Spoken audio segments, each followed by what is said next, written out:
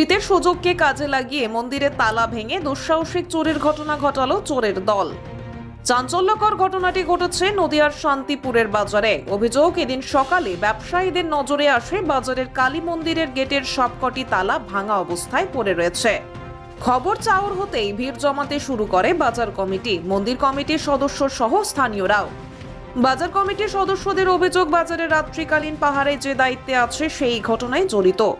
বাজারের মন্দির কমিটির কর্তৃপক্ষের আরও অভিযোগ, নাইট গার্ডে থাকা ব্যক্তি বাজারে বেআইনিভাবে মদ বিক্রি করে। পূর্বে জানাজানি হতেই তাকে সতর্ক করা হয়েছিল, কিন্তু সে আবারও পুনরায় সেই অবৈধভাবে মদের ব্যবসা করে।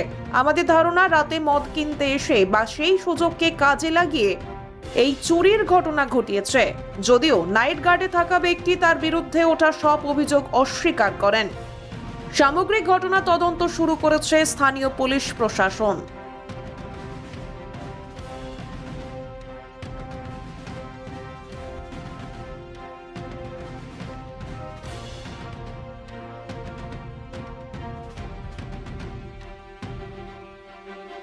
চুরি কি করে হলো? চুরি হয়েছে, আমি 12:30টার সময় আমাকে বাজারের সেক্রেটারি রাজু দেবনাথ ফোন করে, মশাই আপনি কি রাত্রে তালা দেননি? আমরা হ্যাঁ, আমি তো তালা দিয়ে এসেছি, মেন গেটেও তালা দিয়েছি বা ঠাকুরঘরের তালাও দিয়েছি। বলছে গেট খোলা। সঙ্গে সঙ্গে আমি সাইকেল নিয়ে চলে এসে দেখি যে গেট খোলা, এবং আমি ভেতরে ঢুকে দেখি মায়ের গলার কোনো অলংকার নেই, মায়ের গলার কোনো অলংকার নেই, বা বাবার গলায়ও কোনো অলংকার নেই। সব অলংকার চুরি হয়ে গেছে। কতটা কি চুরি গেছে?